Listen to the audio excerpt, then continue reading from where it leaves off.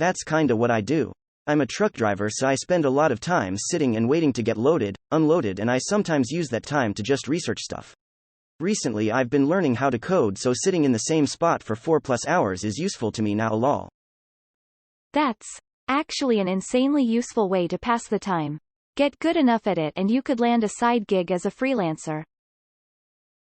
I'm retiring at the end of the month. That's my plan. I medically retired from the army when I was 28. It is boring, especially when you have a TBI. A lot of people do that when they retire. Get TBIs? Ever thought about becoming an academic? Not for very long. I usually don't get much further than looking at the typical jobs people who try to get a career in academia end up working. I'd love the job, but I'm not willing to gamble with my financial future over it. Do a PhD studentship and that pretty much is your job. About things they like? Welp, up did say what you like and not what your advisor likes and or their pet projects. Cheeky smiley face. I do that. I work a night job as a receptionist at a hospital. I loved it until I didn't.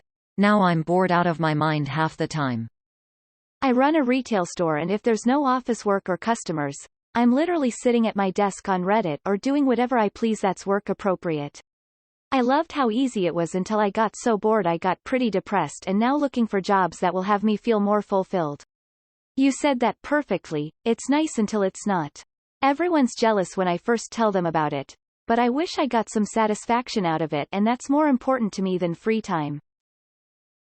If I won the lottery, my dream would be to just take classes about everything and learn what I can.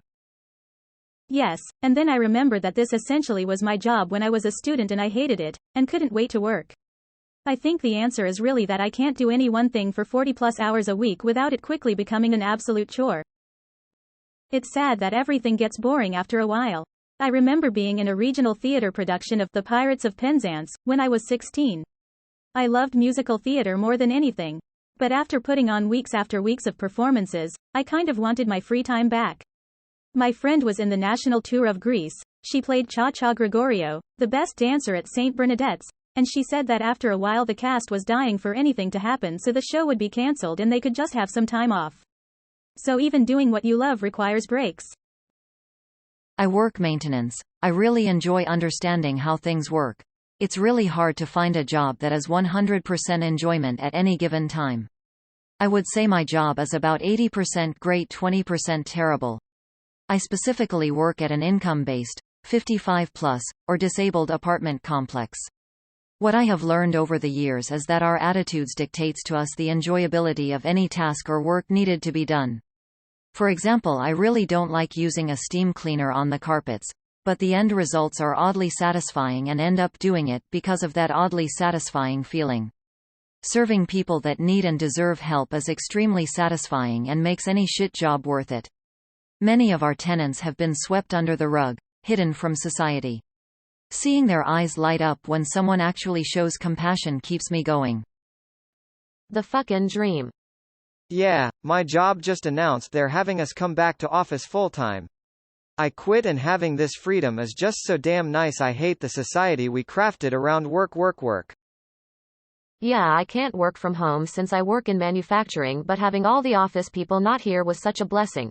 It felt great going into an empty break room to get coffee and being able to use a clean toilet, plus showing up to work where I can have music on and wear Crocs was so nice. Haha, it almost lost the feel of the grind. That's called research work for PhD LMAO. Yes. I have always wanted that and kinda do. As a software developer, there's always things to learn. Yep. I always tell people if I could get paid to go to college for the rest of my life, that would be my dream job. Just learning about different subjects until the day I die. I would do that only if I could bow out of papers and exams. I already have a master's. I am all done with papers. I devote at least 2 hours of my 8-hour workday to that. Every year I don't get the raise I ask for, I add 15 minutes. In high school, my part-time job was as a library page. I basically put books back on the shelf. My only colleagues were little old ladies, so performance metrics were skewed that way. I'd finish a card or two and disappear into the stacks to read whatever I saw that was interesting. If I didn't already have 2 useless degrees and wasn't mere months from paying off $80,000 in student debt, I would go back to school just for fun. But unfortunately, that won't pay for my house or my dog's vet bills, so I guess I gotta keep working.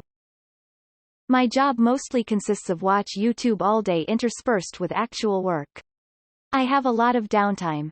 It sounds great, but it's boring at the same time. At least they money's nice. What job? Since I'm disabled, this is my job 24/7 now.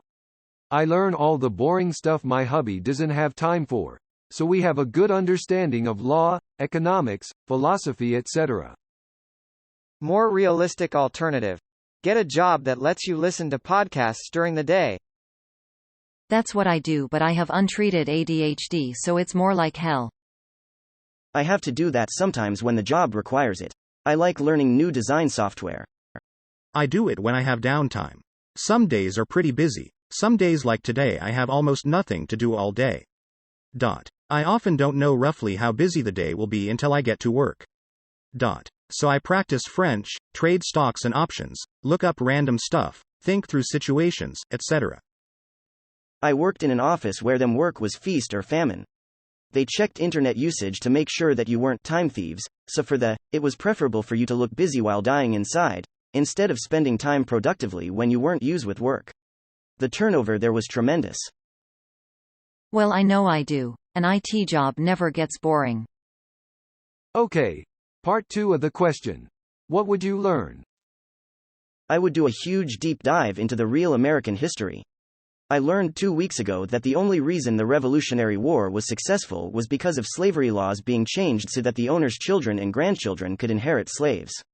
This happened because the VA governor was a royalist and decreed that enslaved people who fought for the British would gain their freedom after the war.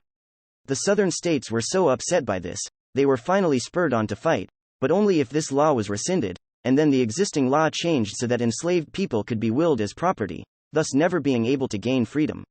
This country is a cesspit. I wish. If only. Isn't that what the rest of us call university? Sort of, I guess, but to the extent that we could do insane deep dives into anything that truly fascinates us without tests, homework, and the dreaded term papers. Also, if we dislike certain professors, we would never have to deal with them again. Of course. I would also like to be paid for doing word puzzles. Hell yes. Wish I had started years ago.